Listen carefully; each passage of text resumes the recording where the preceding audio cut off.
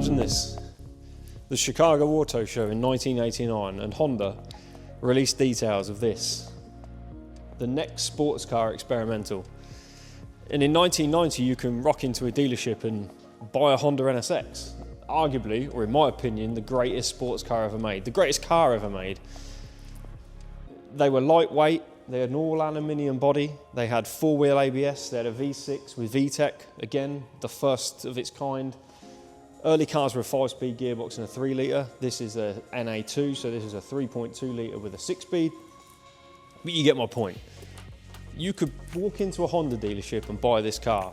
Just, the Japanese were on something in the 90s. I mean, not just the NSX. We had Nissan with the GTR and Mazda doing its rotary thing with the RX-7s, and Subaru and Mitsubishi doing their rally things with the four-wheel drive and Prezzas and Evos. But yeah, to me, this is the best car ever made. It's the best car to come out of Japan. It's the best car to come out of any car manufacturer. This was designed in the mid to late 80s. That just boggles my mind. This is 35 years old, 36 next year, but this is, in my opinion, the best variation of all the NSXs, bar the Type Rs and the different models, but this to me is the best one. It's a NA2 facelift car. Now, some people get this mixed up that the facelift means NA2, but it doesn't. The early cars obviously were NA1 and came with pop-up headlights. They were the 3-litre 5-speed cars. In 1997, the NA2 came out. It was still a pop-up headlight car, but it updated the drivetrain to a 3.2 litre, the same as this, and a 6-speed gearbox, the same as this. 2001 came around and the facelift NA2 came out. That's this car with the fixed headlights, the more rounded modern bumpers. The sides were slightly more modern. The rear bumper was a lot more modern. The design of the car, although it didn't change massively, bar the facelift, didn't change a huge amount, but they just updated it enough that this car, I think today, still looks very modern. Yeah, as I've said, it's the best car ever made. It's my favourite car. They drive the best. They sound incredible. The connection you get with these cars is, I think, unrivaled with definitely anything of its age. There are still other great cars. There's other cars that I obsess over, but nothing like this. So let's take it out for a drive, tell you what I think about it. We'll do a few other things. I might even put it on the ramp, show you underneath, because it's something you don't really get to see a lot of in these kind of videos. But I'll stop waffling now. But yeah, it's just the greatest car ever made. Look at it. I mean, even this paint on this one. Stunning, absolutely stunning.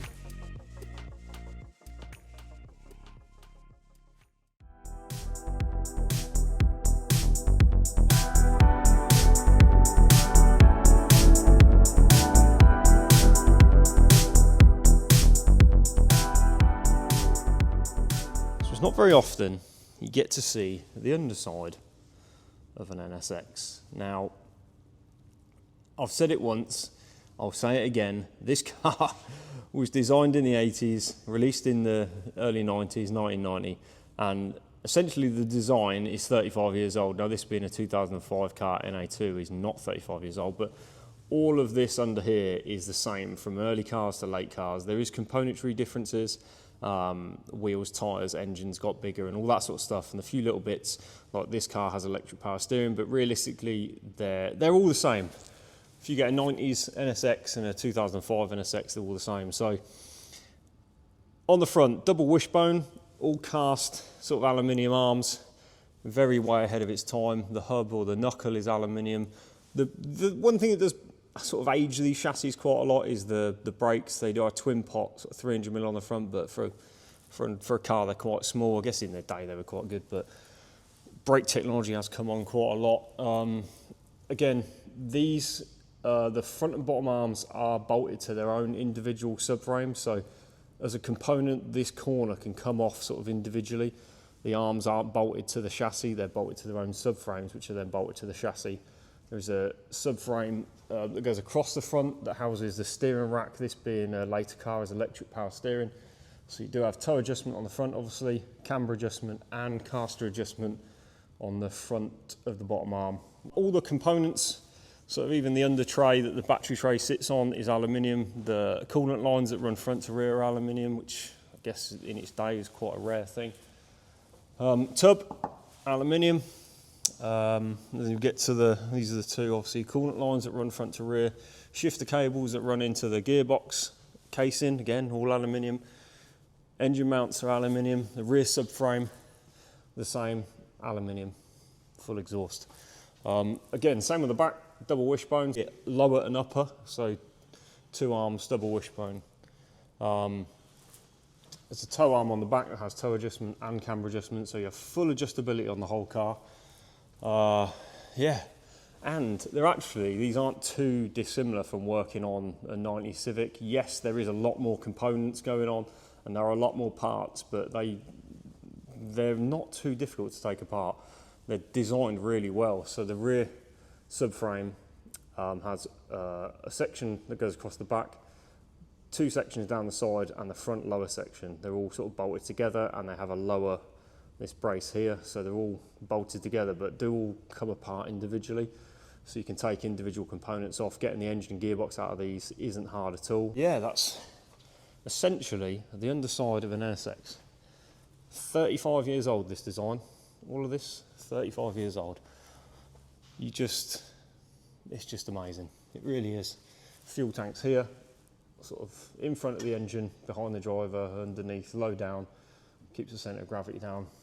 So this is the front subframe that all comes off. But yeah, they're just the best cars. There you go. So what were the actual jobs that we carried out on this car? So it came in originally for just a wheel alignment, to be honest, and then I found there was play in the steering rack, so it had a new steering rack that came from Japan. The aircon compressor had also died on the journey here, so it had a new aircon compressor that was regassed.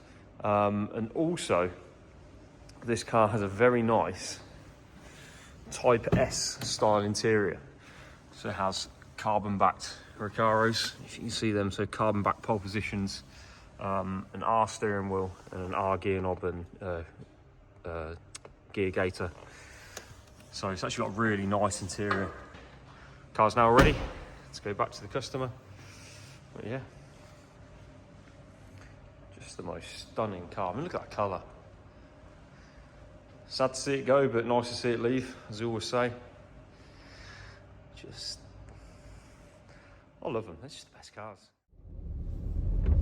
Let's take it for a drive, because the induction noise on an NSX needs to be heard.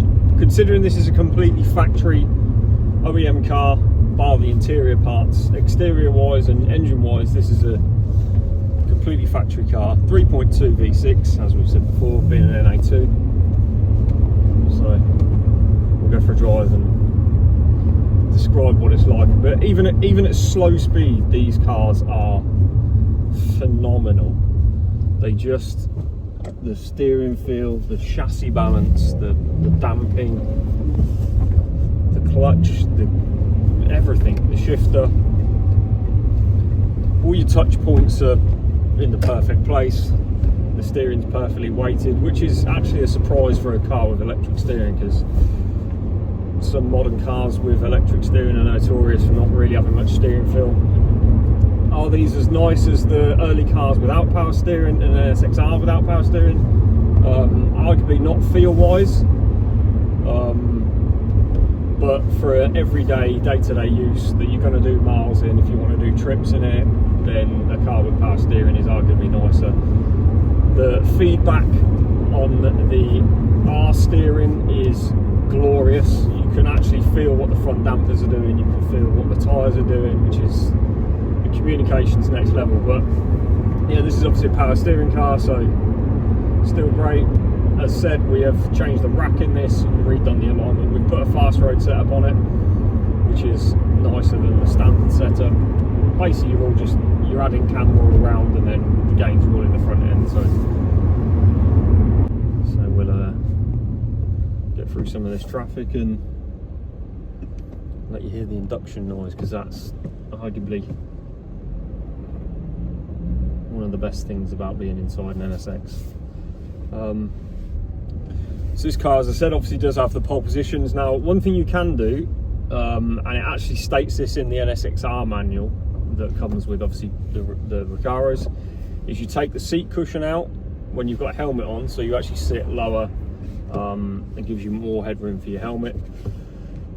But they do have a low scuttle, low doors, and the vision in these things is wildly good. So it does give you a sense that you're sitting higher than you are, just because the dash is quite low. Oh, it's just glorious. Just glorious. It's the shifter as well. Considering it's cable and not a direct link like a DC Tourer and EK9 was back in the day with the B series, rather than actually the rods, which is a great shifting car. These are cable and it does go to the back, but yeah, they're just phenomenal gear change. Obviously, this being a NA2 is a 6-speed, not a 5-speed in the NA1s. So the gear ratios are a bit closer together, which is nice, and they're quite long in the 5-speed cars. But yeah, just all around, just a phenomenal car. I love the dash, I love the central F16 kind of interior that was sort of designed around the F16 fighter jet with the glass house and the whole interior sort of styling. Slow down a bit here, go to second. Listen to this, it's glorious.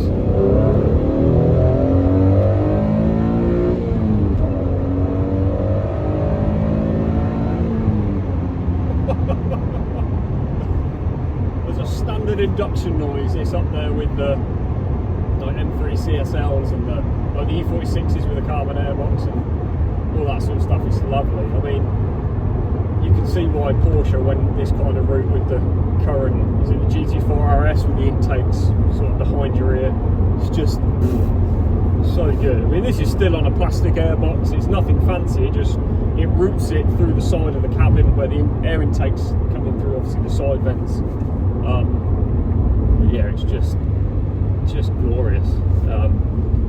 I'll be honest, they do sound better with an exhaust. These cars really do need exhaust on. The factory exhaust is a little quiet, but the intake noise again is just it's lovely, really nice.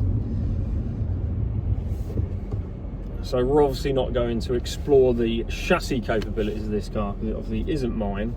It's again a really low mileage, 20,000 mile car.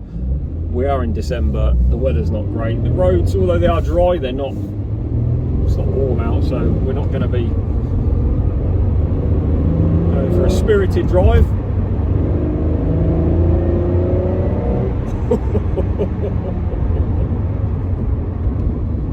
Oh, it's just the best. It's just the best.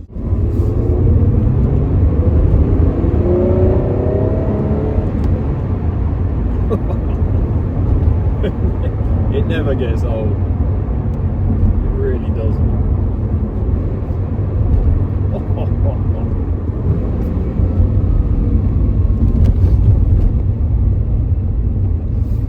Perfectly weighted everything. Just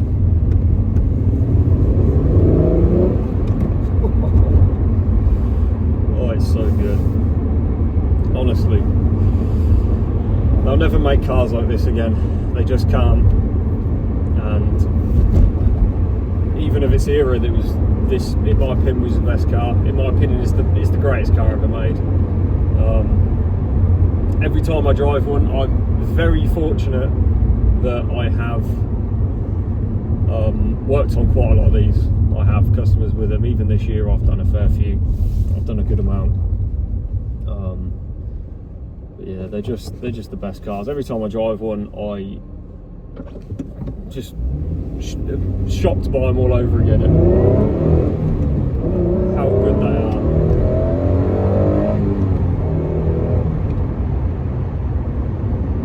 You can heel and toe them great. Pedal position's pretty good. I'd probably like the steering wheel to come out a little further, so you could probably go arguably back a bit with the seat. So I'm quite long legged, so it does. I'd like to go back a bit in the seat, but then the steering wheel's too far away. So again, another gripe, but it's a minimum thing.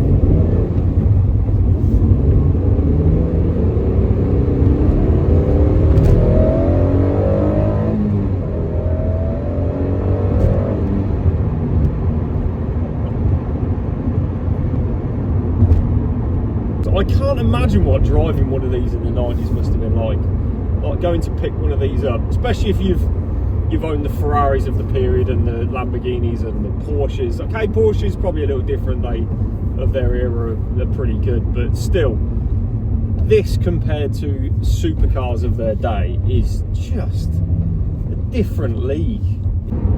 If I could own one day, this would be the car to own. Would I sell my EK9 for an NSX? I don't think I would, just because of what my EK9 is to me. It's my forever car. I always wanted one. There was two cars that I always wanted, definitely growing up as the Gran Turismo era, kind of childhood, teenage years. When I first found out about the EK9, it was like a light bulb moment. I was like the car I could realistically obtain and own, and then the NSX was obviously the ultimate dream car. Could I have bought one when they were 10 grand for an NA1 manual? Yes, I could have done. But at the time I bought a DC2 instead, just because I didn't really want a daily an NSX, and they are quite expensive to run parts wise.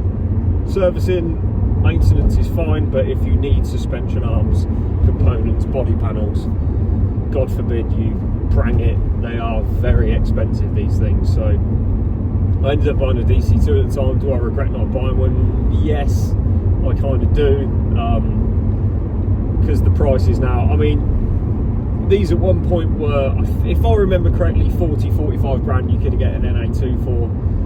At one point NA1 3-litre manuals were 10 grand, but their entry price now for an NA1, correct me if I'm wrong, is around 50 for a manual, 50, 60. These are 100 plus, I mean, or maybe less, 80 to 100, 150 depending on the car. Then obviously the NSXRs are ridiculous amounts of cash, so that's unobtainable unless you have a lottery win. So these realistically, I mean, even these now, I've been priced out of the market, unfortunately, but still, for the money, it's still one of the best cars you can buy. I love them. I just absolutely love them. Yeah, I do a lot of waffling. I could talk about these cars all day, but let's go. We'll go back. We'll take some photos. This car is obviously now ready for collection. So sadly it will be leaving the workshop, but I do have another NSX dropping off when this leaves, so I like to keep at least an NSX in the workshop at all times, if not once a month. I don't know. Are we on? I have to count up how many I've done this month or this year. See, I haven't got to a full year of Grip Lab being open yet, but we've been fortunate enough to have a nice amount of NSXs in. Yeah, so this one will be going back to the customer, and we'll have another one drop off. But just the best cars, the best cars.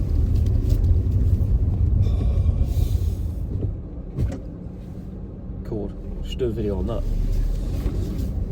The most underrated Honda you can buy right now, in my opinion. I've owned 4 of them. They're great. But yeah, so NA2 NSX. Nothing more to say. They're the best cars. Best cars ever made. Best cars to drive. Yeah. Let's take some photos.